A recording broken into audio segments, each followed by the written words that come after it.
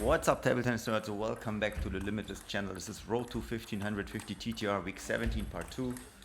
Back in Mittelbach for training with Amal, and we play exercises as always. And after the warm-up we started with backhand, middle backhand, forehand side of the table. And yeah, here you see Amalie's TTR rating again. I think she should be rated higher, especially because she beat me on that day. No, honestly, she plays really well. I think she mentioned she has trouble on the weekends sometimes with weird playing styles and yeah, stuff like that. I can relate to that. And here we play, including a serve, and then I play topspins into her backhand. And at the moment, as I mentioned in the previous episode, I guess I have timing problems with the forehand. And it's an issue. I just recently watched the episode I planned, which is from, so you know, this is always like 3-4 weeks in advance. So I watched the older episode today before I posted it, and I saw that it looked actually better playing the same exercise with the forehand. So yeah, it's an up and down. I just hope the learning curve overall keeps going up with the forehand. And here it's again, we start with a backhand. I start with a backhand serve with backhand openers, and then backhand serve with forehand openers. I included that into the exercise, and then the same thing. Actually, here it sometimes looked better, also with the forehand. Yeah, and Amelie played the same exercises too. On that day, they had a meeting, a players' meeting. As always, the easy ball. So yeah, at that day they had a players meeting, so we couldn't train that long. Awesome rallies as always with Amelie. Yeah, last time already she plays super well, and as I said in the last episode that featured her as well, that I cannot be lazy with her. If I don't take my chances to attack, she will do it. By the way, here we play serving, so the server has to do backspin serve and also has to attack, has to choose a ball to attack, and the partner tries to ruin that. So, and here back at the serve system, and yeah, we played sets with the serve system, so I just keep doing it until somebody has 11 points. And then same for Amelie, and we just did best of 5 like that. And it's also very good. You can see how strong your serve system is. If you lose a set, obviously there's so much pressure to win back the set when your partner has his serve set. And it's really great. I think it's really great because I remember I won the first. She won her first, and then I lost my second where I had serve, and then I was so pumped to win it back, and I managed it, but then she won in the fifth. So. But yeah, it's really great, I think, also for the mindset.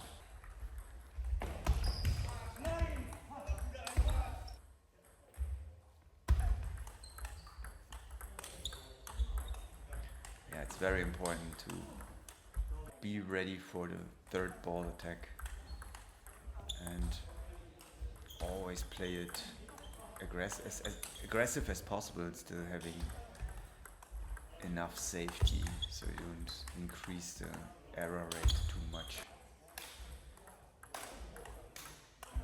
That day, it's crazy, like sometimes I feel specific things work really well and other things that used to work well get worse. So I wonder, there's so many components, I understand that in table tennis, but it's crazy sometimes how the variation still is. But I think that's especially in the stage I am at right now, where yes, I get better, things get better, but there's still a lot of fluctuation going on.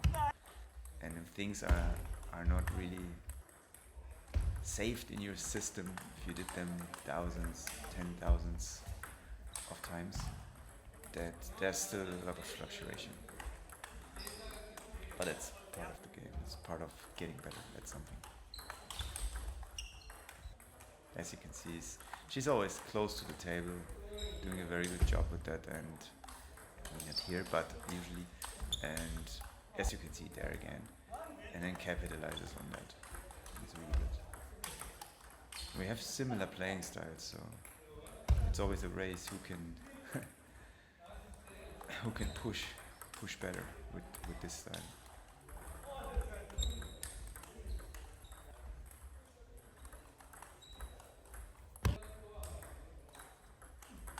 Yes, and here we played sets.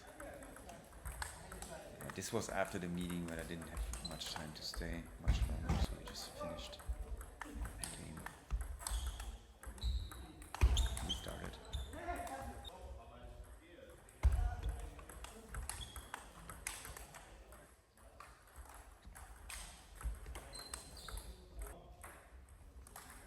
Yeah, I noticed that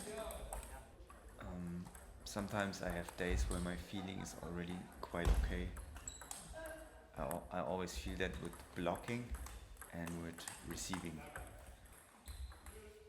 And this was one of the days where the feeling was quite good. I think also this fluctuation will hopefully get more stable. So then, Mittelbach session, blue basement with Anton. He's very good, over 1800 TTR points, which is 360 more than I have. So that's a lot. And I had so much trouble blocking his top spins. Obviously, I don't show you 50 top spins that I couldn't block now. It would be pretty boring. But just believe me, I will show some. But yeah, it's hard for me to block his top spins. And here I tried to work on my forehand openers and have them a little bit more dangerous, a little bit faster, while still maintaining a good enough touch. And it worked surprisingly well, because I don't know if I ever tried this before to have my focus on. Yeah, and here we talked about, because it's his style, he has super fast top spins, also super slow but super spinny ones. So short excursion into this world, and as you can see, they get better. It looks quite okay. And yeah, I definitely will mix that in for several reasons. I want to get more secure with that, and I want to trust myself more, that I can, if it's necessary, do that, and not just being super cautious with forehand topspins on backspin balls. Yeah, I think it's very important. Then he played again in exercise, and here you can see it. It's ridiculous how much I block his topspins over the table. Here you could see a fast topspin of his. Here a very slow one, the backhand topspin with a ton of spin. If you look at his racket, especially with the backhand topspin, yeah, just look at his racket. You can see the contact time is pretty long. That's where the spin comes from. It's crazy. It's really good. Here we are playing sets, and I remember he just murdered me on that day. I had a lot of trouble with his. There's three things. First of all, this serve that you see here. It's just freaking side spin, and a lot of the time I didn't see that.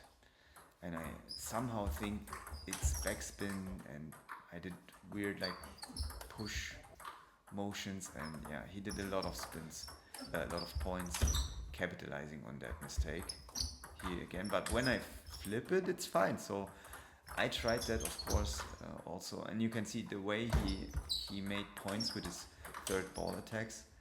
Very efficient against me on that day. Also my receive mistakes, and number 3 was general mistakes I did.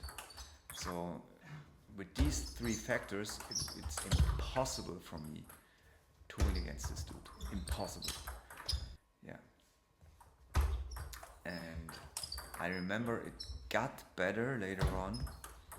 Remember, in Vermitzweiler we always played tons of sets, up to 10 sets per game. So you always play until somebody wins 5 sets. I think that would be best of 9. Correct me if I'm wrong. Again, you saw the receive there. Horrible. So yeah, you play many sets, which I like. I really like the idea of doing that. And yeah, I think 2 sets were close, but I couldn't win any of them, like 13, 11, stuff like that, but I couldn't win. But that fired me up for the next partner that will come in now. And if you follow this series, I had one very early video with him, and it was such a fun match. I don't think it has even that many views, but it deserves more because such a fun session, such a fun gameplay. And we ended up playing 9 or 10 sets because it was so close. And yeah, I will show you because I don't want to make this episode too long. But here he is, Leon. He has super weird playing style, 1641 TTR. And it was funny because the other guys were just sitting there watching us and shit talking from the sidelines. It was a pretty funny situation. And yeah, even the warm-up with him is not normal, never. Like, I like it. He's super creative. His style is just his own style, you know. So, and I won't show you the match play because it was insane. We have such good, freaky rallies. Look at this. I should have slow motion this. So yeah, stay tuned, subscribe to the channel, and you will see this match in the next episode.